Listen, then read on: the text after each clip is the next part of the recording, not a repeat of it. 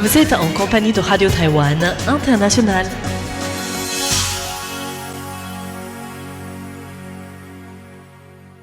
Bonjour à tous et bienvenue sur l'antenne française de Radio Taïwan International. Ici Lisa Dufaux pour vous présenter le programme de ce vendredi 31 octobre 2025. Aujourd'hui, c'est François-Xavier Boulet qui vous présentera le journal de l'actualité, qui sera suivi du décryptage, dans lequel je vous proposerai de revenir sur la nouvelle mesure annoncée par le ministère du Travail cette semaine concernant l'ouverture du secteur de l'hôtellerie aux travailleurs étrangers d'Asie du Sud-Est. Vous pourrez ensuite retrouver Floriane Daille avec son émission Femmes d'ombre, Femmes de lumière, qui interviewe cette semaine Coraline Jorté sur ses recherches sur la linguistique et les questions de genre en Chine au début du XXe siècle. Voilà pour les ondes courtes et vous pourrez également retrouver sur notre site internet un nouvel épisode de Géopolitique présenté par Jean-Yves Heurtebise qui analyse l'héritage de l'ex-premier ministre japonais Shinzo Abe sur le nouveau gouvernement de la première ministre Sanae Takaichi. Je vous souhaite à tous une excellente écoute et je vous laisse sans plus tarder en compagnie de François-Xavier Boulet pour le journal de l'actualité dont voici les principaux titres.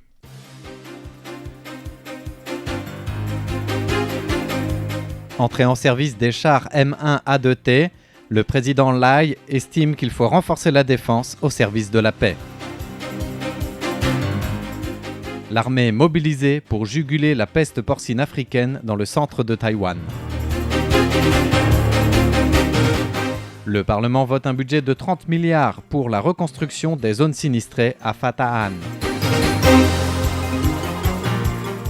Amendement du Code pénal pour exclure les criminels violents de toute possibilité de liberté conditionnelle.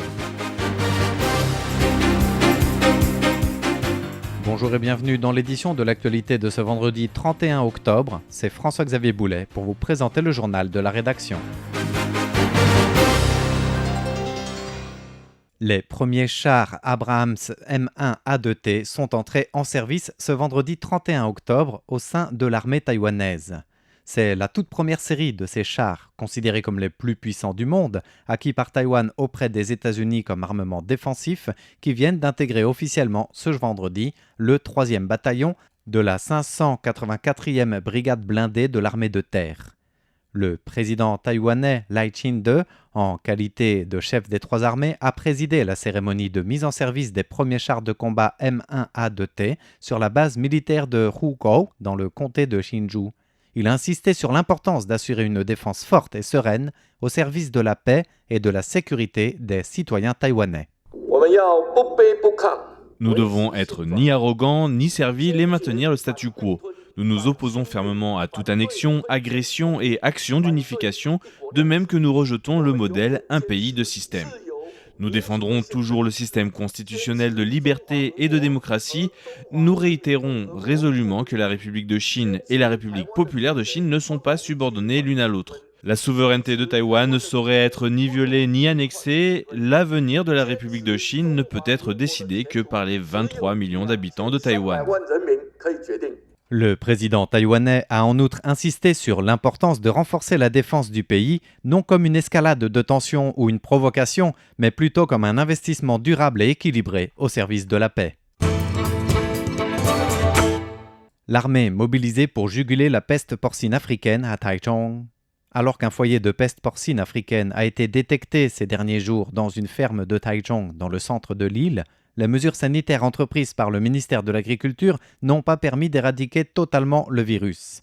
Ainsi, plus d'une centaine de militaires ont été déployés par le ministère de la Défense pour approfondir les opérations de nettoyage et de désinfection assurées par un contingent de 80 soldats de l'artillerie depuis hier soir jusqu'à ce vendredi matin, complété d'un groupe de 35 soldats d'intervention chimique chargés de désinfecter totalement le site.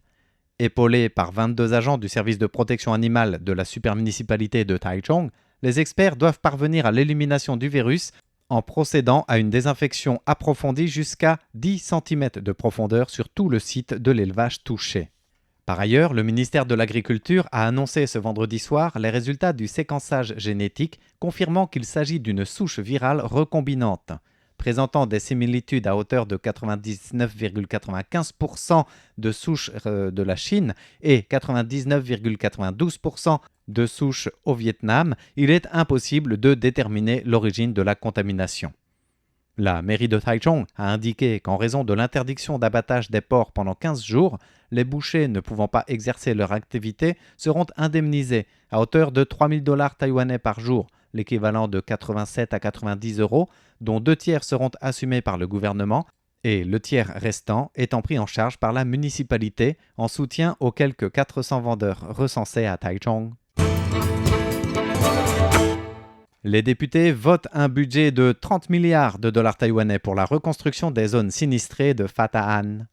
Le Parlement a voté aujourd'hui à la 3e lecture les réglementations spéciales pour la reconstruction des zones sinistrées par le débordement du lac de barrage Pha Ta An. Ces réglementations prévoient d'allouer un budget maximal de 30 milliards de dollars taïwanais, 866 millions d'euros environ, pour les plans de reconstruction qui sont à élaborer en fonction de la situation, confiés à la Commission des constructions publiques, en même temps qu'au ministère de l'économie, celui de l'agriculture et au comté de Hualien.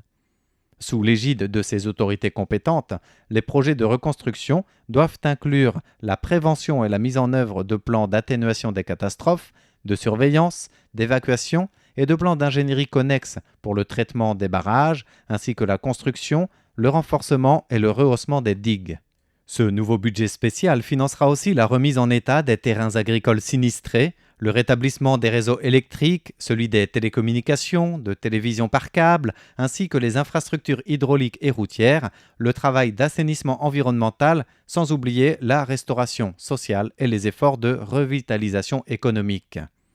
Le budget de 30 milliards de dollars taïwanais, rappelons-le, c'est 866 millions d'euros environ, sera financé grâce aux excédents budgétaires des années précédentes, conjugués à des emprunts de l'État. Les réglementations spéciales relatives sont en vigueur jusqu'au 31 mars 2027. Toutefois, pour les travaux concernant le traitement du barrage, les systèmes de drainage en amont, en milieu et en aval, ou encore la remise en état des terrains agricoles sinistrés, en fonction de l'étendue des dégâts et des besoins de temps sur les chantiers, les réglementations pourront être prolongées au cas par cas jusqu'au 31 décembre 2030 en fonction des besoins. Amendement du Code pénal pour exclure les criminels violents de toute liberté conditionnelle. Le gouvernement a approuvé, durant le Conseil des ministres d'hier, le projet d'amendement du Code pénal, de la loi d'application du Code pénal et de la loi sur les prisons. Les dispositions amendées stipulent que les personnes reconnues coupables de crimes violents graves tels qu'un homicide volontaire, une tentative d'homicide ou tout abus sur enfant ayant entraîné la mort et qui sont condamnées à la réclusion à perpétuité ou à une peine d'incarcération de plus de 10 ans ne pourront aucunement bénéficier d'une remise en liberté conditionnelle. Par ailleurs, conformément à l'arrêt de la Cour constitutionnelle, tout prévenu dépourvu de faculté de discernement au moment des faits ou lors de son procès ne pourra être condamné à mort. Le ministère de la Justice a expliqué que cet amendement vise à répondre aux attentes de la société en matière de justice face aux crimes violents en conciliant le principe de proportionnalité et la protection des droits humains. Ces dispositions amendées doivent encore être examinées par le Yuan de la Justice, puis étudiées par les députés du Parlement. Le député Kuomintang Wu Zongxian, dans l'opposition, a souligné que la tendance internationale était de ne pas recourir à la peine de mort pour les personnes atteintes de troubles mentaux, mais il a souligné la nécessité de renforcer le processus d'évaluation de la santé mentale des prévenus et d'établir un mécanisme d'examen standardisé et rigoureux. Chong Chia-ping, député du DPP au pouvoir, a salué cette orientation du gouvernement qui représente un équilibre entre les peines sévères et le respect des droits humains. Les groupes des travailleurs s'opposent à l'ouverture élargie de Taïwan aux travailleurs migrants. Au lendemain de la décision du gouvernement d'ouvrir aux travailleurs migrants le secteur hôtelier et le secteur des terminaux portuaires, le Front du travail de Taïwan, Taiwan Labour Front, a publié un communiqué de presse ce vendredi pour s'opposer à la politique des travailleurs migrants qu'il juge inappropriée.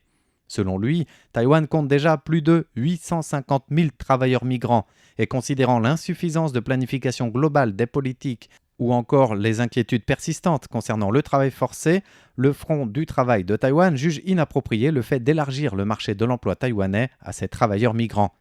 Selon le Taiwan Labour Front, la prétendue pénurie de main-d'œuvre est fondamentalement due aux bas salaires et aux mauvaises conditions de travail.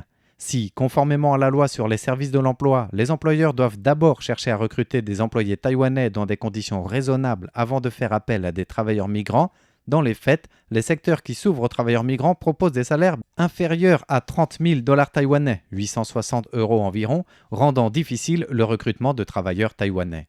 Le Front du travail de Taïwan réclame ainsi du gouvernement qu'il revoie sa copie et sa politique en matière de travailleurs migrants et qu'il améliore les conditions de travail pour résoudre le problème fondamental à sa base. Taïwan veut des bâtiments proches de l'objectif zéro carbone d'ici 2028. Le président Lai Ching-te a annoncé que le secteur public devait donner l'exemple dans la transition énergétique vers les bâtiments qui devront avoisiner l'objectif zéro carbone en présentant un bilan complet d'ici fin 2028. Une déclaration faite lors de la 5e réunion du Comité national sur le changement climatique convié au palais présidentiel hier et dont le thème était la transition vers les bâtiments verts et la question de la pollution de l'air. Lai Ching-te a rappelé que la stratégie nationale en matière énergétique et environnementale devait s'appuyer sur l'exemple du secteur public dans la phase de modernisation des bâtiments existants pour engager concrètement la transition vers la neutralité carbone d'ici 2050. De son côté, le vice-ministre de l'Intérieur, Tong Jianhong, a présenté l'objectif chiffré du gouvernement qui vise à réduire de 35% les émissions de carbone du secteur résidentiel et commercial d'ici l'horizon 2030, soulignant qu'il représentait à lui seul 21,5% des émissions totales de CO2, juste derrière l'énergie et l'industrie. Pour se rapprocher de la neutralité carbone, le ministère mise sur 3 principaux axes. Amélioration de l'efficacité énergétique des bâtiments et rénovation des logements anciens, développement des logements sociaux, ainsi que le volet de formation des jeunes talents verts spécialisés dans la construction durable. Voici les propos du vice-ministre Tong Jianhong. Dans le but d'atteindre efficacement les objectifs de réduction d'émissions carboniques en tenant compte d'une marge d'environ 2% sur l'objectif national de neutralité carbone, le secteur résidentiel et commercial s'engage à réduire ses émissions de 35% par rapport à l'année de référence. Outre les programmes en cours, nous avons formulé 3 axes phares qui doivent contribuer à réduire encore 6,703 millions de tonnes supplémentaires de carbone émis d'ici 2030.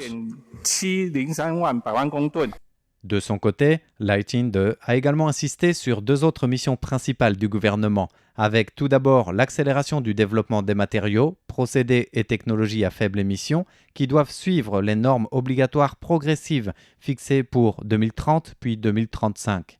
Ensuite, promouvoir et étendre les projets de rénovation énergétique aux villes et aux régions pour créer des zones vertes et renforcer la résilience climatique sur l'ensemble du territoire.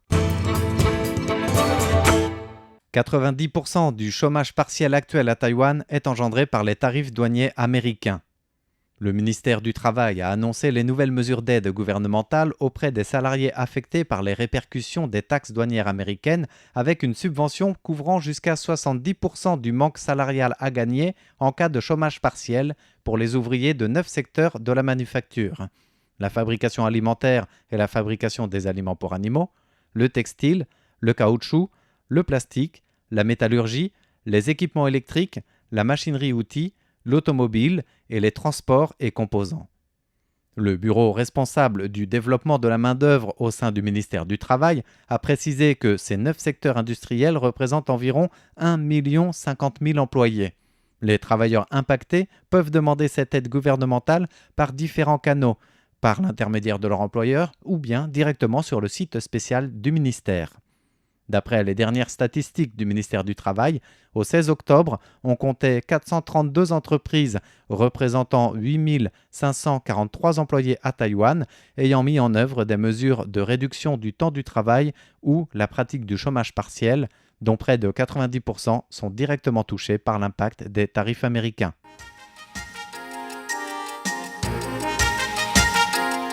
Eh bien, c'est ainsi que nous arrivons au terme du journal de l'information de ce vendredi 31 octobre, qui vous était présenté par François-Xavier Boulet, au nom de toute l'équipe de rédaction du service français de RTI. Merci de votre écoute et bonne suite de programme en notre compagnie.